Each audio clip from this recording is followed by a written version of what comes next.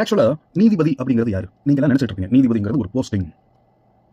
நீதிபதி அப்படிங்கிறதே ஒரு குவாலிட்டி.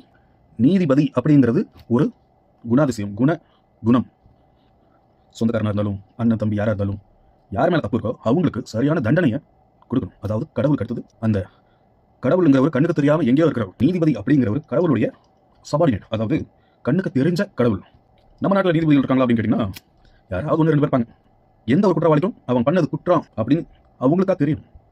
யாரோ ரெண்டு பேர் வந்து இவன் இப்படி பண்ணிட்டான், அவன் அப்படி பண்ணிட்டான், இவன் இது இல்லை, அவன் அது இல்லை அப்படின்னு சொல்லி அதை கேட்டு அதுக்கு என்ன எழுதி வச்சிருக்காங்க, அதில் ஏதாவது முடிச்சு இருக்கா, ஓட்டை இருக்கா, இப்படிலாம் பார்த்து வாசிக்கிறது இல்லை. அது இல்லை. இப்போ ஒரு பிரச்சனைன்னு என்கிட்ட நேரடியாக ஒருத்தன் வரான் அப்படின்னா அவனுக்கு கூட வக்காலத்து வரலாம், தப்பு இல்லை.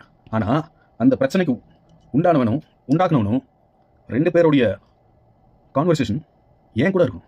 நான் கேட்கணும், அப்போது அது உண்மைதானா, ரெண்டு சைடும் சொல்கிறது உண்மைதானா அப்படிங்கிறத எனக்கு தெரியணும். யாராவது போய் சொல்கிறாங்களா இல்லை மறைக்கிறாங்களா அப்படிங்கிறது எனக்கு தெரியணும். அதனால தான் கண்ணால் காண்பதும் போய் காதால் கேட்பதும் போய் தீர விசாரிப்பதே மெய் அப்படின்ட்டு எல்லா தத்துவமும் இருக்குது. அந்த தீர விசாரணை அப்படிங்கிறது நீதிபதியாக இருக்கிற நான் தான் பண்ணணும். ரெண்டு பேர் வந்துட்டு நான் இதை படிச்சிருக்கிறேன், நான் அதை படிச்சிருக்கிறேன், இந்த இதில் அந்த இது இருக்குது, அதில் இது இருக்குது அப்படின்னு நொட்டிட்டு நானும் அதே இது வந்து ஆமாம் இந்த நம்பர் இது அப்படின்னு பேசுறதில்ல, அதை வாசிக்கிறதில்ல. உண்மையான பிரச்சனை யார் சைடு, யாருடைய பக்கம் நியாயம் இருக்குது, யாருடைய பக்கம் தவறு இருக்குது, அவனுக்கு நீதிங்கிறது பாதிக்கப்பட்டவனுக்கு கொடுக்குறது, தண்டனைங்கிறது பாதிப்பு ஏற்படுத்தவனுக்கு கொடுக்குறது. அதை விட்டுட்டு எல்லாத்தையும் வெளியே அப்படின்னு அனுப்பிச்சிக்கிட்டே இருக்குதா இப்போ எதுக்கு இதெல்லாம்? எங்கள் அப்பா தாத்தா அதுக்கு முன்னாடி எல்லா ஊரில் பெரிய மனுஷங்க, ஊரில் எந்த ஒரு பிரச்சனையாக இருந்தாலும் ஊர் பெரியவங்க இவங்க அப்படின்னு வந்து அவங்ககிட்ட சொல்லுவாங்க இந்த மாதிரி பிரச்சனை அப்படின்னு. அவர் எங்கள் தாத்தா என்ன வந்து ஒரு சொல்கிறாரோ, என்ன தீர்வு சொல்கிறாரோ அதுதான் தீர்ப்பு.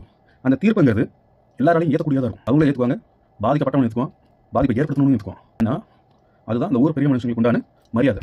இதுக்காக ஊர் பஞ்சாயத்து தலைவர் பஞ்சாயத்து பண்ணுறாரு அப்படின்றதுக்காக இதுக்கு சம்பளம்லாம் ஒன்றும் கிடையாது.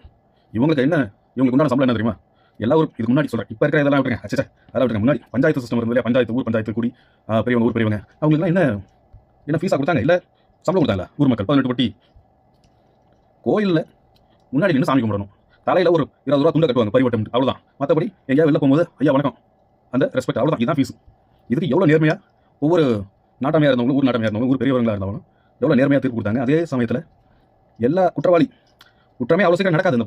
அப்படி இருந்த இதில் மீறி ஒன்று ரெண்டு பேர் ஏதாவது திருட்டு பொண்ணை கையை பிடிச்சி இழுத்துட்டான், விருப்பம் இல்லாமல் கையை பிடிச்சி இழுத்துட்டான் அப்படின்னா அதுக்கு தண்டனை ரொம்ப அதிகமாக இருக்கும். கட்டி வச்சு அடிக்கிறது, கரும்புலி சிம்பிள் குத்துறது, அவமானப்படுத்துறது. அதாவது இப்போ மாநகராட்சி அவனும் கிடையாது, எல்லாம் எப்பயுமே அவமானப்படுத்திக்கலாம். இப்போ எவனையாவது கூப்பிட்டு கரும்புலி சிம்பிளி குத்தி கழுது மலை உட்கார வச்சாலும் அதே ரீல்ஸ் எடுத்து போடுவாங்க. அந்தளவுக்கு மாநகராட்சிங்கிறது சுத்தமாக சாதாரண மனுஷனுக்கே போயிடுச்சு. அப்போ எங்கே குற்றம் செய்கிறவங்க